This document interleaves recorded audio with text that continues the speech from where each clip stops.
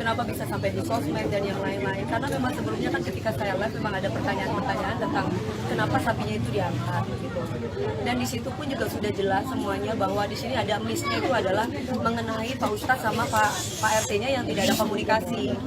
Yang saya lihat Pedangdut Dewi Persik memberikan penjelasan kepada awak media mengenai konflik dengan Ketua RT terkait hewan kurban. Dewi Persik menegaskan jika kejadian berawal karena miskomunikasi antara Ketua RT dan Ustadz. Konflik ini pun viral di media sosial bahkan sampai merambat ke isu politik Anies versus Ganjar. Niat saya tuh baik, nggak ada unsur politik ataupun apa, dan itu sudah saya lakukan 5 tahun. Saya tinggal di sini tuh 5 tahun. 4 tahun tinggal di sini, 1 tahun nggak tinggal di sini, saya sering di sini aja, saya masih berhubungan. Pertama saya pernah saya melakukan itu bersama Pak Ustadz dalam arti melakukan memberikan sembako, memberikan daging itu pertama kali tahun 2000 pada waktu pandemi.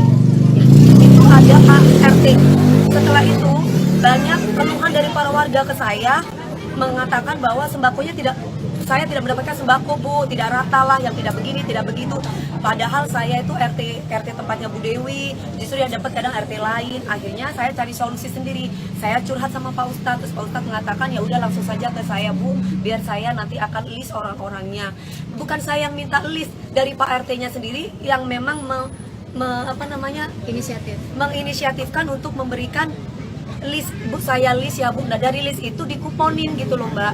Karena kan yang saya tahu yang namanya sembako, entah itu Idul Fitri ataupun Idul Adha, itu kan buat orang-orang yang tidak mampu. Kalaupun kita mau makan juga nggak apa-apa, tapi kan bukan yang pesta buat makan sendiri, tapi lebih mengutamakan orang-orang yang tidak mampu. Makanya saya selalu berhubungan dengan Pak Ustadz, dan mungkin kalau mau jadi saksi, warga-warga di sini jadi saksi kok.